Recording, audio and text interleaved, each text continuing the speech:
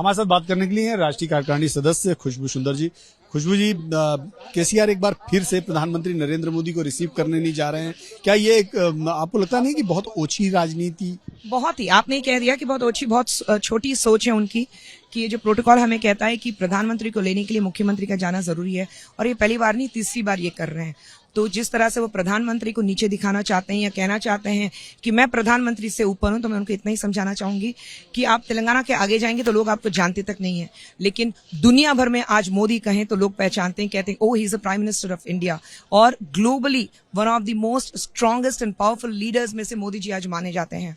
तो उनको सिर्फ इतनी सी बात कहूंगी कि आपकी जो छोटी और ओछी सोच है उसको साइड में रखें। इसमें सिर्फ आप कितने और छोटे हो जाते हो वो आप समझ नहीं पाते हो कि शायद उनको कोई समझाता नहीं है या वो अपने ईगो में हैं, तो मतलब उनसे तो बात करना ही बेकार है। वैसी ने भी कहा कि यहाँ पे कम्युनल पॉलिटिक्स नहीं चलेगी, पोलराइजेशन की पॉलिटिक्स नहीं चलेगी। आप देखिए ना, पोलराइजेशन की बात करता कौन है? हमारे यहाँ से आज तक किसी ने भी पोलराइजेशन की बात की है, डिवाइड की बात की है, बंटवारे की बात की है? ये सब तो ओवैसी साहब ही करते हैं ना, तो उनके मन में वही है, उनके दिमाग में वही है। सो जिस दिमाग में रहता है वो जुबान पे आता है।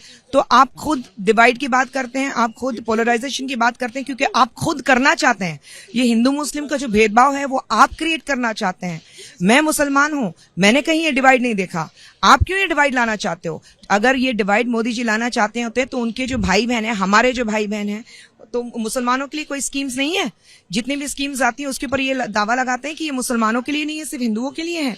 ये हमारे मुसलमान बहनों के लिए जो ट्रिपल तलाक एबॉलिश किया गया था, तो वो किस लिए किया था? वो ओवैसी साहब को दिखाई नहीं देता है? या वो चाहते हैं कि हमारी बहनें जो हैं बस ऐसे ही कोई भी जाए फोन पे ट्रिपल तलाक बोल दे, हमारी बहनें घर में सड़ती रहें, अकेले मरती रहें?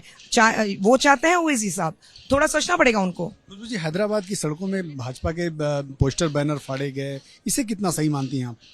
हमें इससे फर्क नहीं पड़ता, क्योंकि जो मैसेज हमें देना है हम दे देंगे। लोग जानते हैं प्रधानमंत्री जी आ रहे हैं, लोग जानते हैं कि यहाँ पर आज और कल नेशनल एग्जीक्यूटिव मीटिंग है, तो ये तो बस उनकी घटिया सोच है कि पोस्टर फाड़ो, वापस जाओ, मोदी साहब को कह रहे हैं। तो ये उनकी सोच पर लोग काम करते हैं, तो उन घटिया सोच के लिए हम कहीं नहीं नीचे उतरेंगे, क्योंकि और कहीं भी आप देखेंगे नहीं कि कोई भी अगर कहीं का भी सीएम दिल्ली विजिट कर रहा हो या बीजेपी रूल स्टेट्स में विजिट कर रहा हो, वहां पर किसी ने नहीं देखा है कि दूसरे स्टेट के जब सीएम आते हैं तो आप उसका पोस्टर फाड़ो या वापस जाओ, ये नारे कहीं नहीं लगते हैं। तो जहां पर लोगों को डर रहता है वहां पर ये नारे लगेंगे। अंतिम सवाल, तेलंगाना में ये राष्ट्रीय कार्यकारिणी हो रही है, इसका कितना फायदा दक्षिण भारत में आप देखती हैं? हम फायदे की बात नहीं करते हैं, दक्षिण भारत में पार्टी को कितना फायदा होगा वो हम नहीं देख रहे हैं।